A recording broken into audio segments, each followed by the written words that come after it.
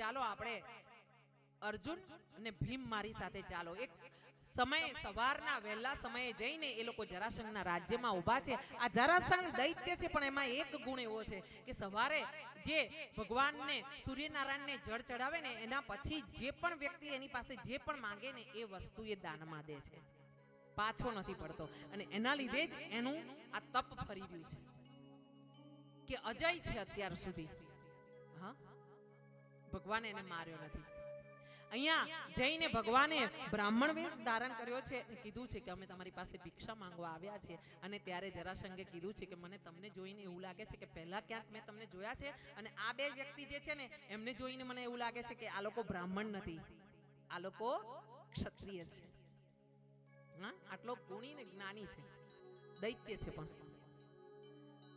અહીંયા ભગવાને વાત કરી છે કે અમારે તો દાન લેવું છે અને એના માટે અમે આવ્યા છીએ. એટલે પછી ધીરેથી આ જ્યારે જરાસંઘે કીધું કે તમે મને અલગ લાગો છો, આ ક્ષત્રિય છે, એટલે ભગવાને કીધું છે કે આ અર્જુન છે, આ ભીમ છે ને આ હું છું. હવે તારી પાસે પડદો રાખીને શું કરું? તું ઓળખી જ ગયો છે મને. અને જરાસંઘે કીધું છે કે અર્જુન સાથે તમારે લડવાનો કોઈ અર્થ નથી. હા, અને આ તમે તમારી જોડે પણ મારે લડવું નથી. કેવો સમજદાર! કૃષ્ણને એમ કહી રહ્યો છે કે તમારી સાથે મારે નથી લડવું. તો કે આ ભીમ છે ને એ મારા લાયક છે, મલ્લ યુદ્ધ કરીશું અમે બે જણા. આમ કરીને એને ઈચ્છા કરી છે મલ્લ યુદ્ધ કરવાની ભીમ સાથે.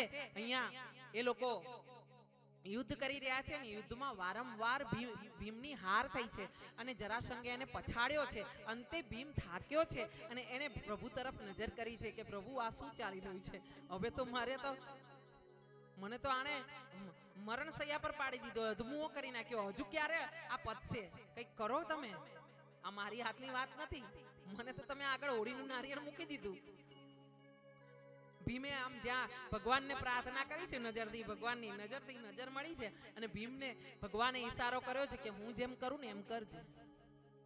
ભગવાન એક ખૂણામાં ઊભા છે, ઘાસનું એક તણખલું લીધું છે.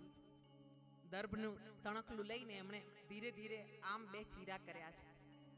ભીમને ઉતાવળ એટલે એને આમ જોયું કે ચીરા કરે એટલે ભીમે ચીરા કરીને પેલા જરાસંઘને ફેંકી દીધો. જરાસંઘનો બે શરીરના કટકા થયેલા પાછા ભેગા થઈ ગયા, કારણ કે જરા નામની રાક્ષસી હતી એને આ જરાસંઘ નાનું બાળક હતું ને ત્યારે વનમાં બે કટકામાં મળ્યું હતું અને એ જરા નામની રાક્ષસી આ બે કટકા જોડ્યા અને એમાંથી આ જરાસંઘ જન્મ્યો હતો એક થઈને. એટલે ભીમ બે ત્રણ વાર આવી રીતે કરી ચૂક્યો ચીરા પાડીને. ભીમ ઉતાવળમાં કે પતે તો હારું, હવે હું થાક્યો છું અને તો હું મરી જઈશ આ જરાસંઘથી આજે તો. એટલે આમ બે કટકા ફેંકે ને ત્યાં જરાસંઘ પાછો ભેગો થઈ જાય, પાછો ઊભો થઈ જાય, પાછો એવો 10,000 હાથીના બળવાળો એની સામે લડે અને ભીમને મારે. એટલે ભીમે ફરીથી પાછું કીધું પ્રભુએ એને કીધું કે ભાઈ ધીરજ તો ધર, હું કઈ કહું છું તે પૂરું તો સાંભળ. ઘણા એવા હોય, આપણે કહીએ ને હરિદ્વાર એટલે હરિદ્વાર પહોંચી જાય, આપણે કહીએ ને હરકી પોડી એટલે પણ હરકી પોડી પહોંચીને કરવાનું છે શું એ તો સાંભળીને જા. પછી ત્યાંથી ફોન કરે, હા હું હરકી પોડી પહોંચી ગયો છું, હવે મારે શું કરવાનું? તો ભાઈ તું પહેલા અહીંયા પૂરું સાંભળી જા ને ભાઈ. આવા ઉતાવળા બહુ આમ ઉત્સાહી હોય,